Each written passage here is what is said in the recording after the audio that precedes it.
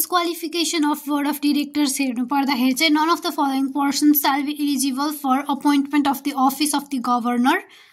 deputy governor and director भने कुनै पनि तलको यहाँ जति पनि मान्छे जति पनि कन्डिसनहरु छ योहरु कन्डिसनमा एउटा मात्रै कन्डिसन पनि लागू भएको छ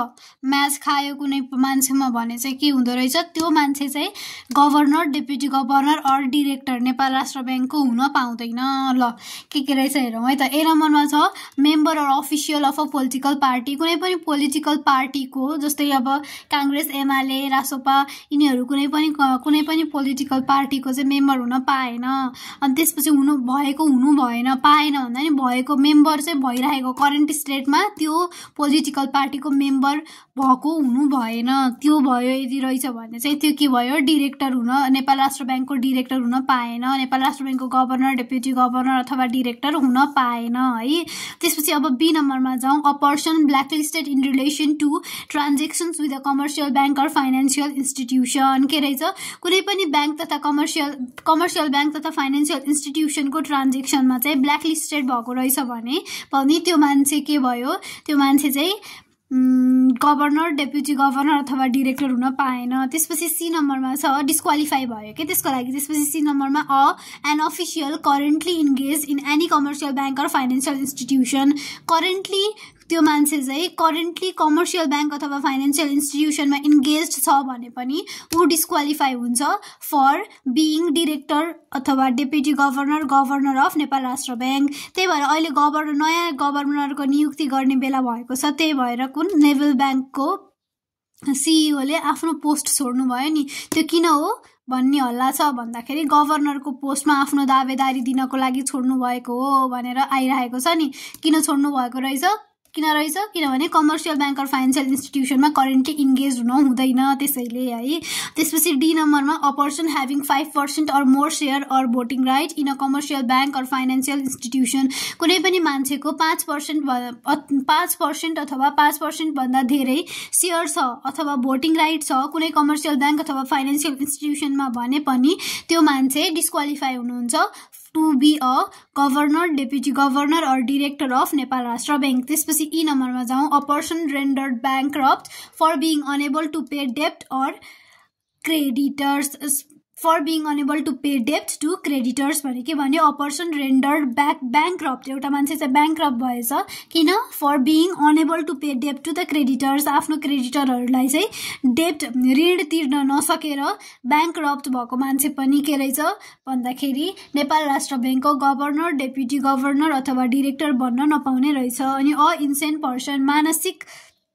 तौरले कुनै पनि मान्छे फिट छैन भने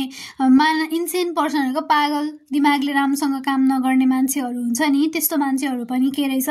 गभर्नरको पोस्टमा काम गर्न नपाउँदो रहेछ गभर्नर डेप्युटी गभर्नर र डिरेक्टरको पोस्टमा डिस्क्वालिफाई हुँदो रहेछ त्यसपछि a person convicted by a court in an offence involving moral turpitude नैतिक पतन भएको मान्छेहरुले पनि के रहेछ नपाउँदो रहेछ के गर्न भन्दाखेरि यो गर्न गभर्नर डेप्युटी गभर्नर र डिरेक्टरको पदमा आफू बस्न नपाउँदो रहेछ यस्तो भएर के हुँदो रहेछ डिस्क्वालिफिकेसन हुँदो रहेछ के रहेछ डिस्क्वालिफिकेसन हुने चान्सेस एउटा चाहिँ कुनै पनि पोलिटिकल पार्टीको अफिसियल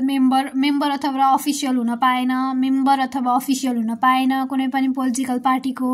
अर्को चाहिँ कुनै पनि बैंक तथा वित्तीय संस्थाले उलाई ब्ल्याकलिस्टेड गरेको हुन भएन अनि त्यसपछि करेन्टली अर्को चाहिँ के हो करेन्टली कुनै बैंक तथा वित्तीय संस्थामा कार्यरत हुन भएन आबद्ध भएको हुनु भएन त्यसपछि डी नम्बरमा चाहिँ के हो भन्दाखेरि अ पर्सन ह्याभिङ 5% कुनै पनि बैंक तथा वित्तीय संस्थाको 5% अथवा 5% भन्दा धेरै अथवा भोटिङ राइट भएको मान्छे पनि हुनु भएन त्यसपछि चाहिँ